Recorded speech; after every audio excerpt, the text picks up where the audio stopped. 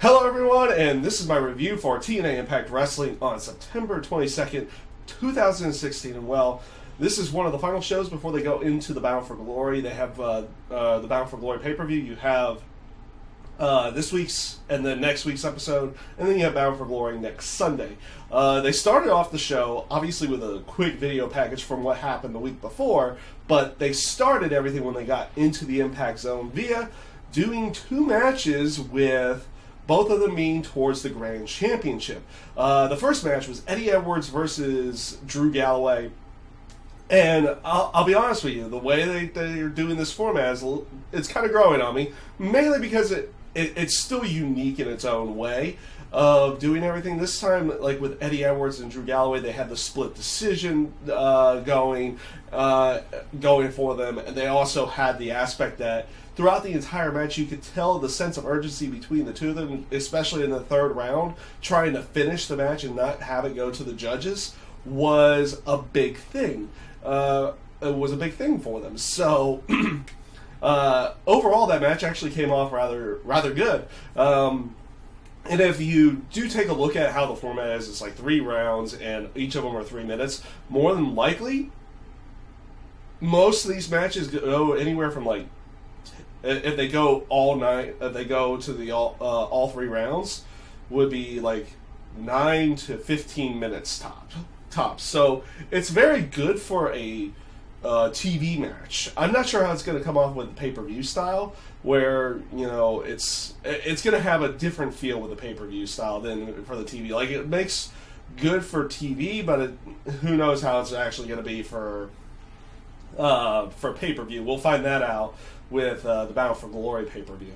Afterwards, Drew Galloway cut a promo after he got the split decision win, telling Lashley and EC3 that they should have him go on last because there's no way that he can follow that they can follow him or anything in that sense. This does bring EC3 out, and him and Drew have a quick back and forth as Drew goes to leave. Bobby Lashley comes out, and that's where the brawl starts in the terms of between Lashley and EC3. They have back and forth, or they don't actually have a back and forth because Michael Bennett jumps up from behind, and it becomes a 2-on-1. A 2-on-1 brawl. Moose comes out to make the save after EC3 gets speared. Eventually, they get the better hand of Moose, and he gets speared to go along with it. You had a backstage bit with Lashley and Michael Bennett as well. That was pretty well prominently done. You also had another backstage segment later on in the show with EC3 and Moose talking about the tag team match later that night. But before we get to that, up next we had Eli Drake and Aaron Rex in the other semifinal for the Grand Championship. Again, a rather, I won't say rather bad way, but this format is still rather new. They have Aaron Rex go over in, I believe the third round is where he went over with a pinfall. Yeah, it was the third round where he does his discus elbow, and he takes out Eli Drake. The two of them had a rather decent promo right before the match. Both of them came off rather well on the mic, like they've always done in the past. Aaron Rex, Damien Sandow, however you want to call him, was always good on the mic, and so was Eli Drake to go along with it. So overall, again, your basic setup where you have Drew Galloway and Aaron Rex. They've kind of been feuding, and now they're going to be going after this title to culminate with their feud to go along with it at Bound for Glory. They had a quick backstage confrontation in the terms of them just cutting a promo. Drew basically telling him he has no chance, everything in that sense. Like I said, this format, I think it works for television. It definitely does. But we're going to find out how well it works for pay-per-view as well to go along with it, and you'll see that with next week's match on Sunday, and we'll have something next week between the two of them. Obviously, you have to.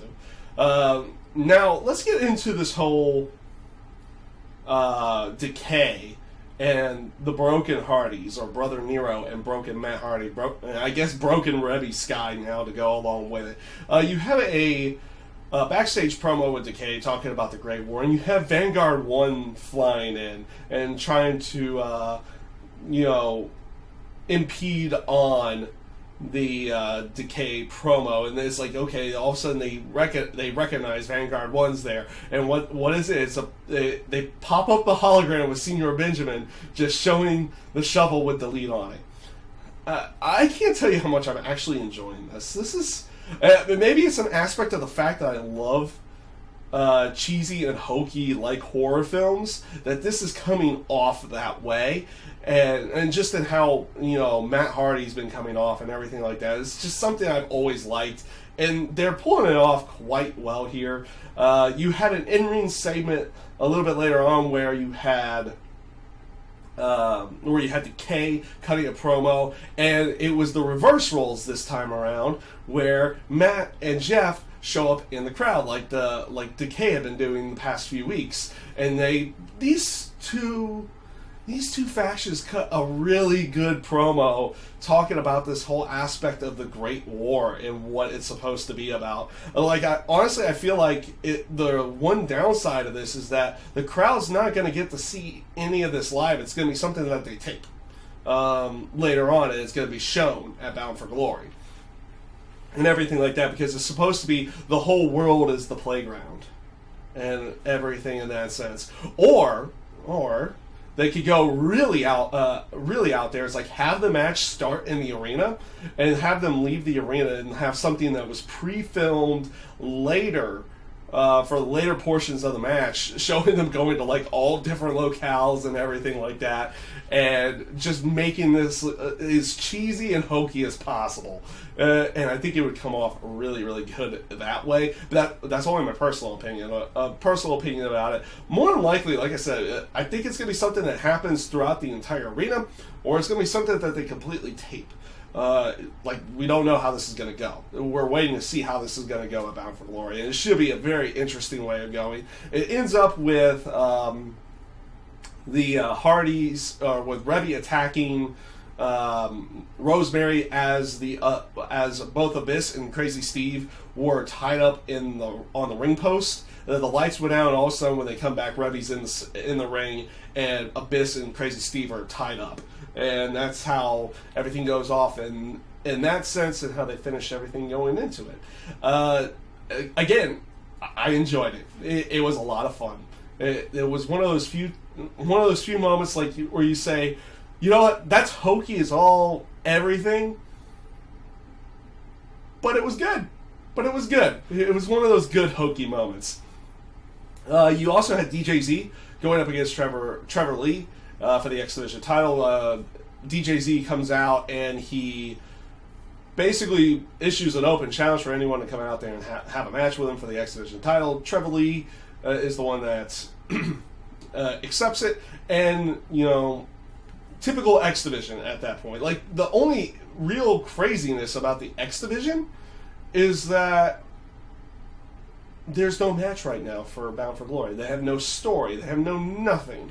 And obviously, I guess they're still having Trevor Lee and Everett teamed up, even though Shane Helms is nowhere to be found. So it's almost like the Helms dynasty's done in that sense. But they're still teaming together for the time being. But with that being said, a relatively good match between the two of them, and it's set up for afterwards, where DJZ was getting attacked after the match by both Everett and Trevor Lee. He sets up for Eddie Edwards to make the save and challenges him next week for an X Division title shot. It's like, why not Bound for Glory? They need an X Division match in some way, but who knows where they're going with everything in that sense of it.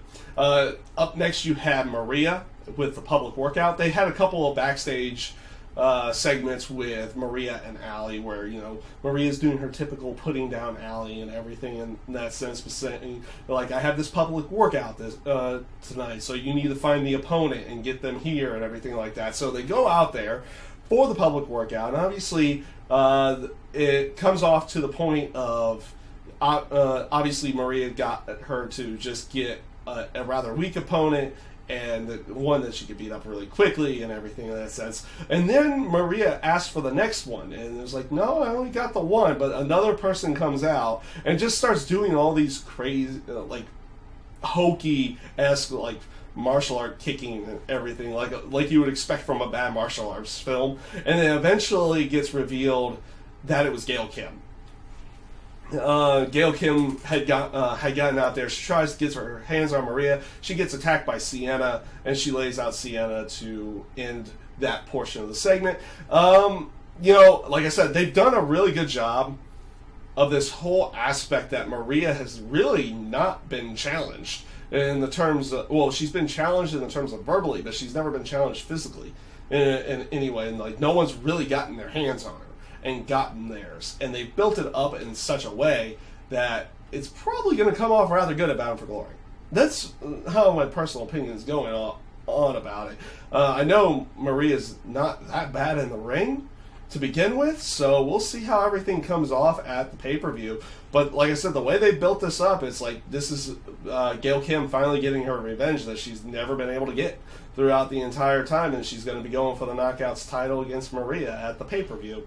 So we'll see how everything goes in that sense. They still have another week to put a little bit more into this to go along with it. So we'll see where they go with everything. Up next was the tag team match, the main event. The tag team match with Bobby Lashley and Michael Bennett versus EC3 and Moose. And, this is one of those, I'm trying to remember exactly how this match went off the top of my head. Oh, yes. Yes. It ends with EC3 and Moose winning in the end. Like, EC3 gets a roll-up to finish off Michael Bennett, gets the win that way. And what was, honestly, a rather short main event. Like, it did what they kind of needed it to do, but it was a rather short, not all that great of a main event for the night. But they obviously have a brawl afterwards, and it sets up for Billy Corgan to come out. It was really hard to get the two of them apart. And Billy Corgan says, both of you guys are going to captain a team next week, and the winner of that, the team that wins that person is going to get to pick the stipulation for Bound for Glory. Another stipulation match. You know what? That's fine. That's fine. Pay-per-view, I'm completely fine with stipulation matches. They deserve to be there in that sense. But then he also announces that that's going to be inside 6 Sides of Steel, and it's going to be a lethal lockdown match. Which, did we have a lethal lockdown match this year? I know they've done their lockdown variation show where it's just another Impact that's basically within the steel cage. It's no longer a pay-per-view. I'm not sure they did Lethal Lockdown there. I don't remember. So it might be the first one they've done this year. It might be the second. But next week you're going to have EC3's team up against Bobby Lashley's team. And the winner of that Lethal Lockdown is that person gets to pick the stipulation for the Bound for Glory pay-per-view. Like I said, the main event was kind of meh to me. It didn't really come off all that good. But, kind of does what it needs to do in the end.